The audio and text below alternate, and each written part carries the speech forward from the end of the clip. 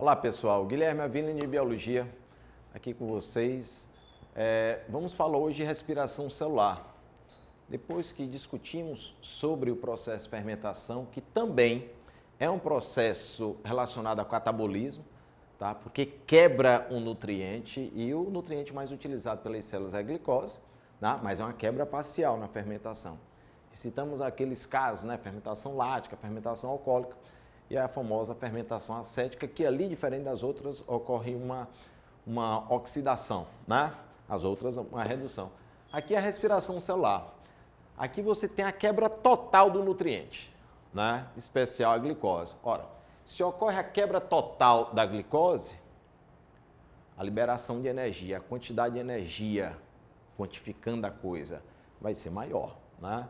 Então, normalmente, falamos na fermentação 2 ATPs, numa respiração, falamos de 30 a 32 ATPs. Isso aí vai acima de 300 mil calorias.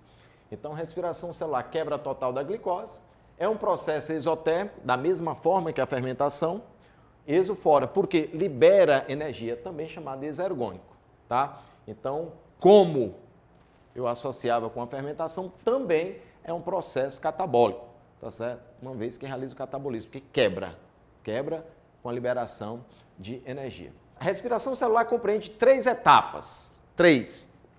Glicólise, que é aquela que ocorre no citosol, tá?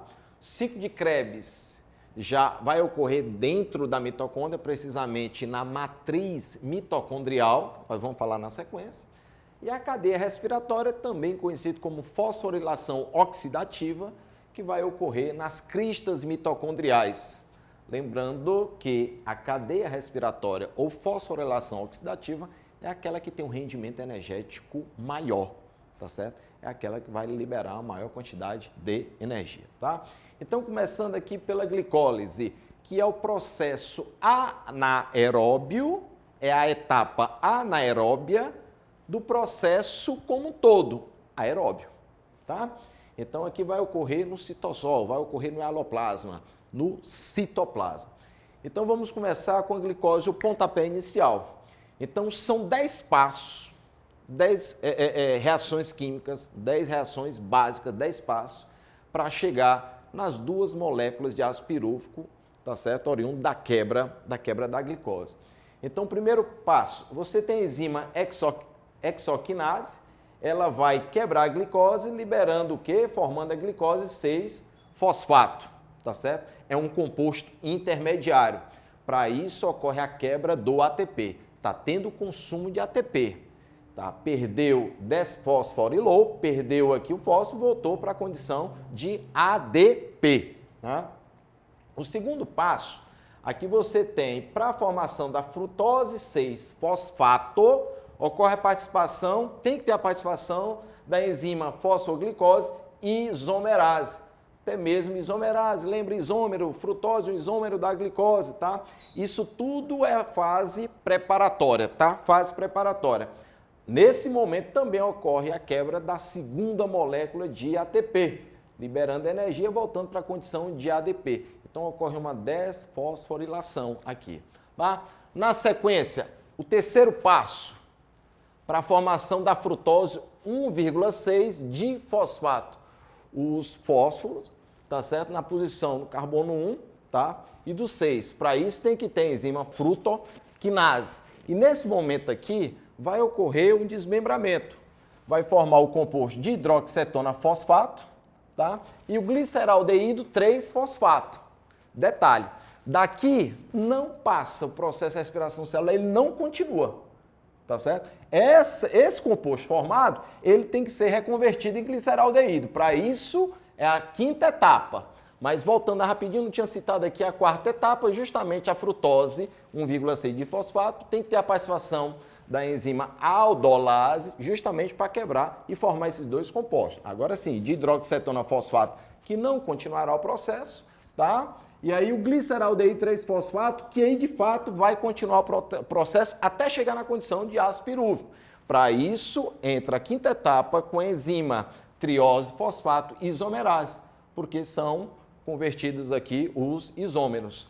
Na 6ª etapa, tá certo? No 6º passo, enzima gliceraldeído 3-fosfato desidrogenase, aqui está perdendo um hidrogênio, tá? Com a formação, com o adicionamento, com a adição de 2 fósforos, tá? 2 NAD+, são convertidos 2 NAD a H+. Aí forma o composto 1,3 de fosfoglicerato, tá? 7º passo, você tem a enzima fosfoglicerato quinase, tá?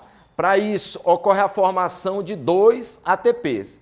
Detalhe, nesse momento aqui, com a participação da aldolase, termina a fase preparatória, tá certo? Nessa fase preparatória, ocorreu a quebra de ATP com a liberação de energia para dar o pontapé no início do processo da glicólise.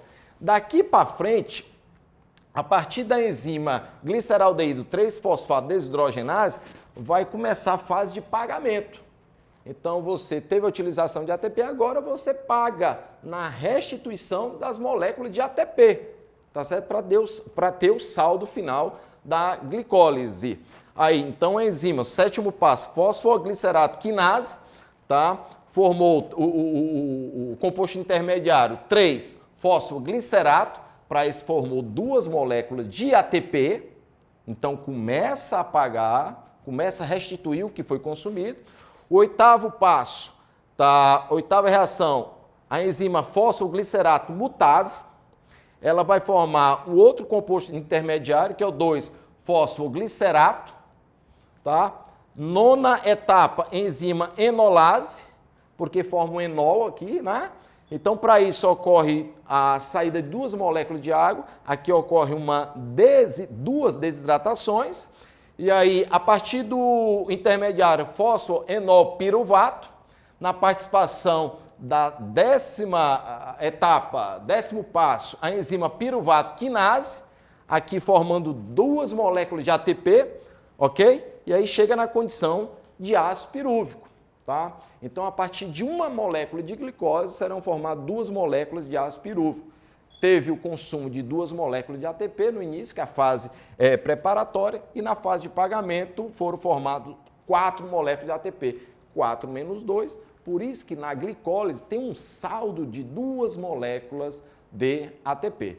Então, vocês estão vendo aqui a primeira etapa da respiração celular, a etapa anaeróbia, do processo aeróbio como um todo, né, que é a glicólise, que ocorre no citoplasma, né, fora da mitocôndria, e aí a partir da glicose serão formadas no final 2 moléculas de ácido piruvato. Então tá aí a glicólise.